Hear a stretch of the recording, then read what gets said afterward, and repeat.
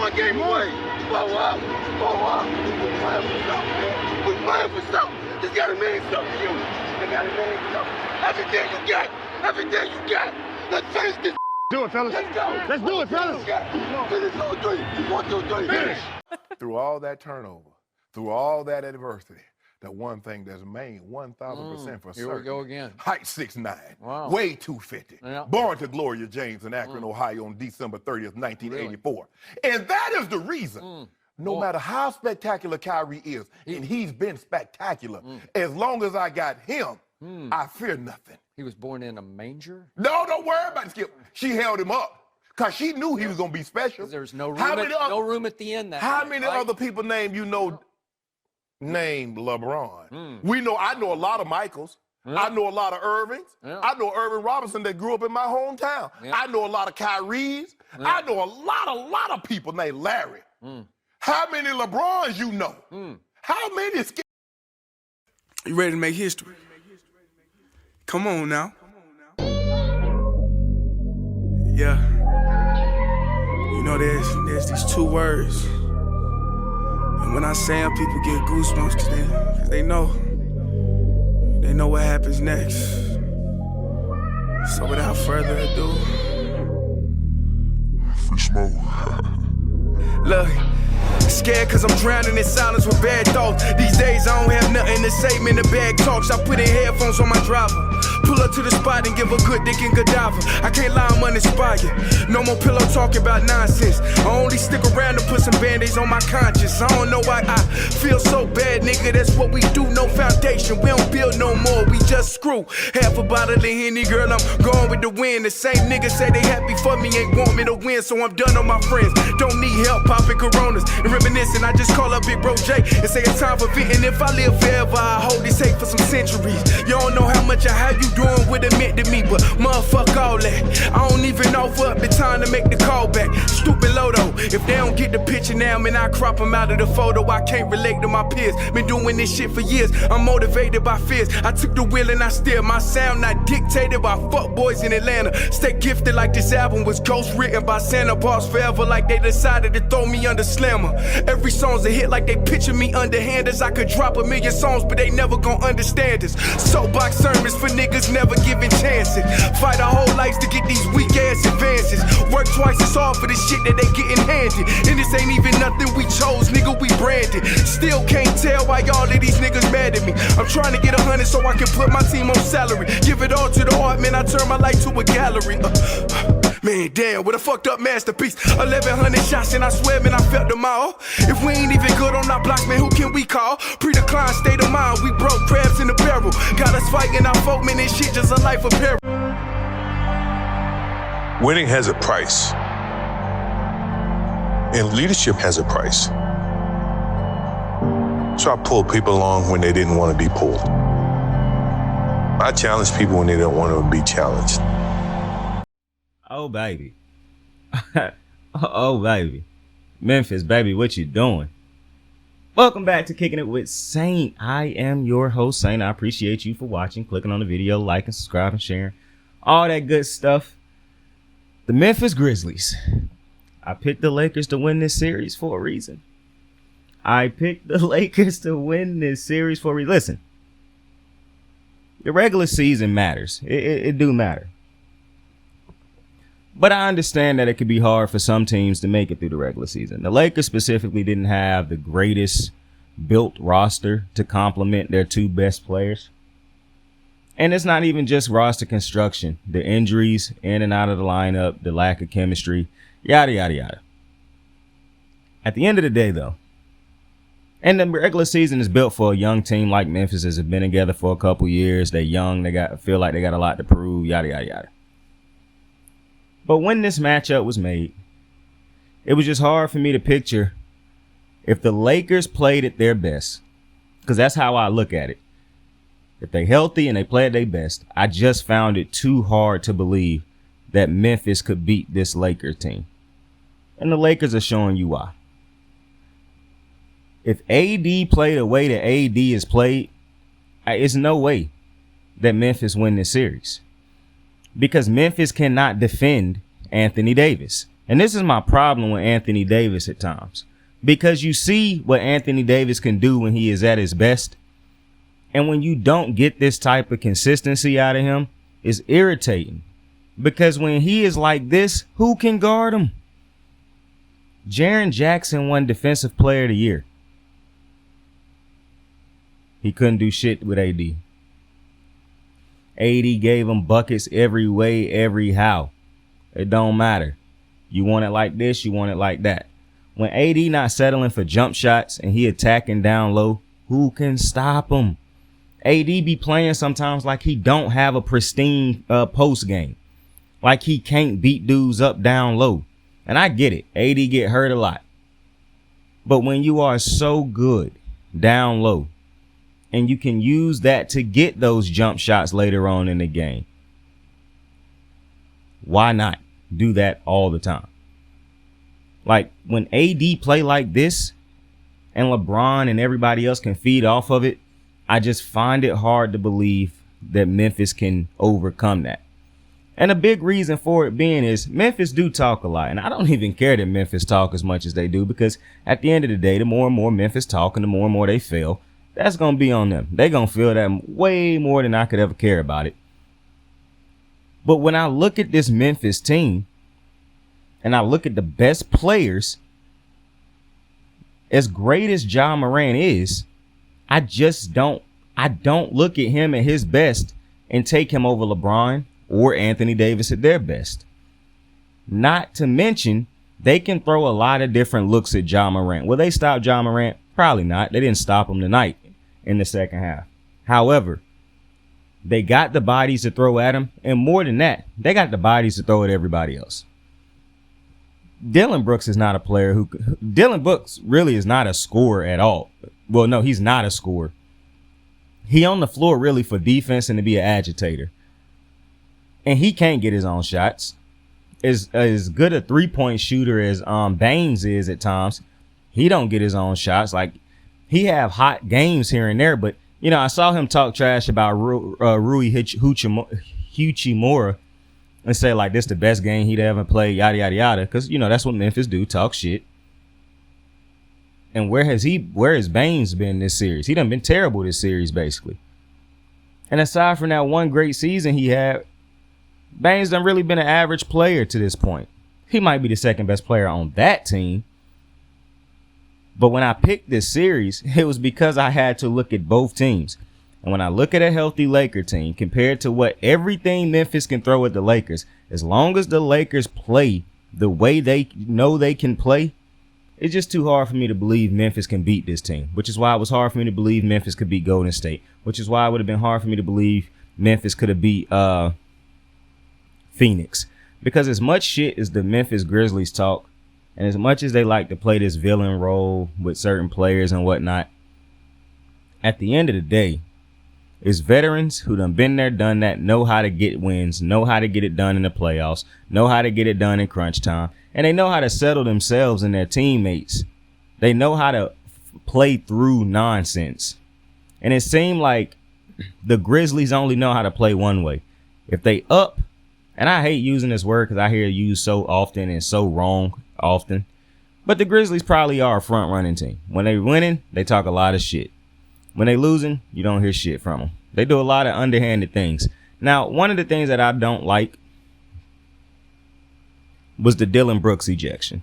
Because for one, I don't think Dillon Brooks was trying to hit LeBron James in his private area. Two, even let's say he was. How do you know he was trying to do that in that moment? Because it didn't look like he just winded up and smacked LeBron clean in the private area. But he was ejected for it nonetheless. And I'm so lost as to how, like, the Draymond Green stumping on the chest. Sure, eject him for it. Harden doing a move he done millions of times, getting ejected for it. Can't understand. Time and time again, these refs step in the way and act as if people paid to come see them make these dumbass calls. And for the life of me, I cannot understand how the NBA does not police these fucking refs, bro. I just do not understand it. They can make all type of moronic ass calls. They can, bro. late in this game, John Morant got fouled on a 3-pointer where Anthony Davis and Dennis Schroeder they was in his come down space. Like he could not land. They were in his landing area. Ref didn't call shit. I'm like, bro, the inconsistencies in these calls. And then you see it when you go look at the Warriors game. Just go look at the Warriors game. Look at how many calls they give to Sacramento players compared to the calls they giving to Steph. And it's like, bro, what is going on? Like, I am lost as to, bro, refs just confuse me, bro. I'm going to just be completely honest. They don't even confuse. They piss me off. That's why it's hard to watch an NBA game from start to finish. Because of referees. Because they make some of the most ridiculous calls. They stop runs, start runs. They take the lead away from teams. They help teams get back in games. Like, it's absolutely ridiculous. And God forbid they fucking both teams. I mean, Jesus Christ. I don't understand how these dudes get to get away. Like, bro. The NBA got to do something with these refs. The NBA got to do something with these refs. The fact that they got this quick trigger finger to throw players out of the game, it just make no sense. In the playoffs, bro. It's the playoffs, and they throwing dudes out of games. Do you understand the impact? And it's not even like they throwing out players that don't make a difference in the game. Almost every player that they is throwing out of games is players who actually make a difference in the game. And I'm almost certain Dillon Brooks will probably be suspended. And just like the Draymond Green incident, I guess it's a what can you do situation. However, while I will not argue or get mad at the suspension, I will not agree with it ultimately because this is the playoffs. If these dudes ain't out there legitimately trying to fight or legitimately throwing hands or legitimately with proven intent trying to hurt people, why are we suspending players in the playoffs, bro? You don't suspend players for shit like this in the regular season, but we suspending them in the playoffs. I done seen some of the most egregious fouls in the regular season and dudes suit up to play the next game. But for some reason, because all the world can see these playoff games, you decide to suspend players in the playoffs, eject players in games in the playoffs. How can you keep telling fans that these games matter, but then keep letting the refs make decisions that can cost teams games? Like, I don't understand the logic when it comes to these referees and how they get to police these games. It's ridiculous to me. But with that being said, Memphis didn't lose because of these refs. Memphis lost because they got big ass mouths and for some reason like to talk more than they like to go out there and play at times. They think the regular season is the playoffs at times, I'm starting to think. And they think the shit that happened in the regular season is the same shit that's going to happen in the postseason. But that just ain't how this shit work. Teams got the time to prepare for you and only you. They know they got to beat your ass 4 times and they get 7 chances to do it. This ain't the regular season where we playing back-to-backs, where we playing 5 games in 6 nights. This ain't that. We playing every other day or every other day, and we preparing for you for 7 games until we get them 4 dubs. Memphis got to understand that at some point in time. Not to mention, when you look at Memphis tonight, to me, this is a proof that this is not a championship team. And I know how highly I spoke of them a couple years ago. Maybe it was even last year. But this team, to me, is clearly done let their egos and the mouths and all that type of thing take over. Because this is not, for one, Desmond Bane, in my opinion, done regressed. Dillon Brooks done regressed. Damn near everybody on the team feel like them regress to an extent aside from Ja Morant, unless you're talking about his off the court shit, but I don't talk about off the court shit. Well, it did affect his play this year because it affected the team, but nonetheless, to me, they need to get some adults in Memphis. That's the problem.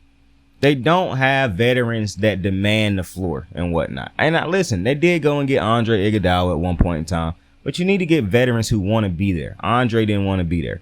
You need to go get veterans who want to be there, and it don't even do nothing to go get veterans if these young dudes don't want to listen.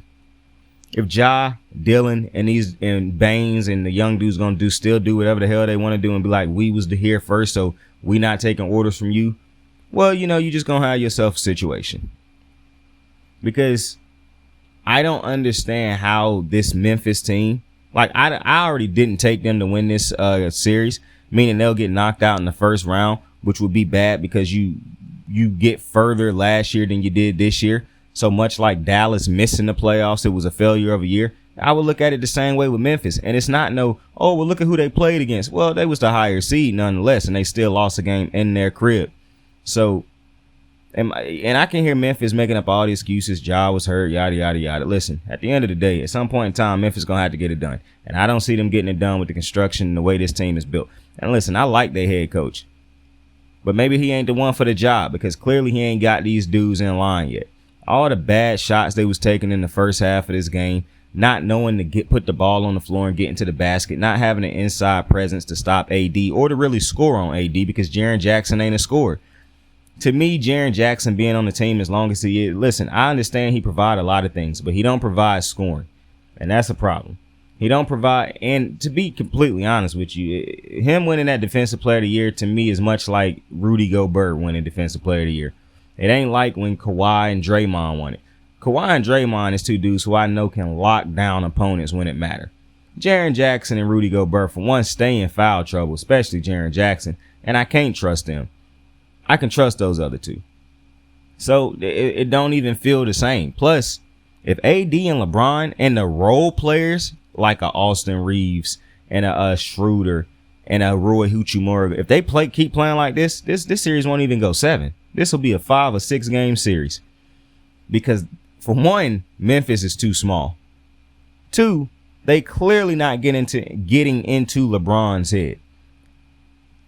I haven't seen if Memphis done talk shit after this game yet, but I do need to go check that because I'm interested in that. I'm not going to lie to you. Shout out to my boy Trae Young, man, helping them boys get that dub over Boston. Y'all thought my boy Trae Young was going to get swept. Wrong. Ice Trae, my guy. I told y'all, bro, I fuck with Ice Trae heavy, bro. I don't jump off of bandwagons. I do not jump off of. It's real. I only call them bandwagons because I guess other people hop on them too. But I was rocking with Trae since Trae was drafted. You know what I'm saying? I saw that fire in the dude. I saw he was a dog. You know what I'm saying? That's that guy. I don't care how much shit y'all talk about the kid. That's that guy. Ice Trae. Guaranteed to get you a win in the playoffs every year, bro.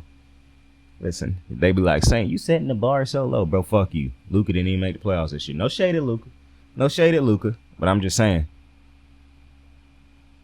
Trae in there. But hey, he got DeJounte. Bro, I had Kyrie. But no shade. But Memphis got some things to figure out. Memphis gonna have to find out how to get buckets for everybody else. Ja gonna have to figure out how to get his buckets and be a distributor. Because clearly these other dudes can't get clean looks themselves. And if they relying on, it feel like Memphis is relying on themselves just to have a hot shooting night, not necessarily executing and dominating, and relying on Ja. And that's just not gonna work against LA. It's just not gonna work, especially if AD keep playing the way he playing. Yeah, it's not gonna work. AD not taking jump shots. He killing you down low, catching lobs, posting up, putbacks. AD has been a problem. Memphis ain't winning this series. Like what I saw in this series when I first picked it is exactly what's playing out right now. Memphis ain't winning this series. Not to mention, I'm just not picking against LeBron James in the first round, bro. I can't do it. But this is the Anthony Davis that I was hoping would show up when I made this pick. And that's the Anthony Davis you're getting. You can't do shit with him. You can't. And when he going, you can't do nothing with LeBron. You can't do nothing with these other dudes that's hitting their shots. And the interesting thing is, the Lakers wasn't forcing 3-pointers early to take the big leads because they was up by like 30 points at one point in time in this game. They was getting inside, scoring in the paint, playing good defense. And yeah, Memphis was missing shots, but LA was still playing good defense, especially in the paint. So I don't know what Memphis can do because I don't see Memphis winning this series. I can see them getting another win when they go back home. But I don't think they're going to win neither one of these LA games. They just lost this one. I don't think they're going to win the next one. I think this other one will be closer than this one was. Now, this score ultimately looked closer than it really was because Ja Morant had a crazy fourth quarter. But this game wasn't close until Ja went off in the fourth quarter. And even then, the Lakers always had an answer to ensure the win. Next game will probably be closer. I can't expect Memphis to shoot as bad as they shot in this game to start off.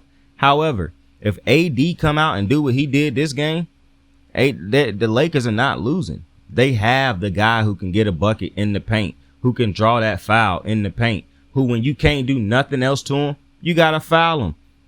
I mean, it just is what it is. And with the other dudes having the confidence that they playing with, because Austin Reeves and Rui Hachimura are playing with a lot of confidence right now. Dennis Schroeder playing with a lot of confidence right now. Hey, it's not looking too good for Memphis. It's not looking too good.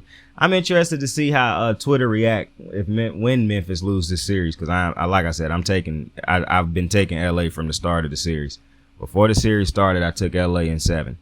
The only thing that's going to be interesting is if it even goes 7. Because like I said, Anthony Davis playing like this, you ain't stopping him. With that being said, I appreciate you for joining me on another episode of Kicking It with Saint. Tell somebody you fuck with them. Tell somebody you love them. You could be anything in the world. Choose to be kind to somebody tonight or today. Saint out. I got the moves like hot sauce. Lil' mama taking the top off. I'm laying down getting topped off. After this, she know she getting knocked off. I know she loving the money, so I keep on thumbing and thumbing. She say she horny when she taking shots, so I keep them coming and coming. Now I'm putting dick in her tummy. Scoop her up like I'm raking or something. You would think shawty red track, the way that she running and running. You getting dumber and dumber. You out here chasing the bone. After she finished from giving me dome, the Uber is taking her home. Tight.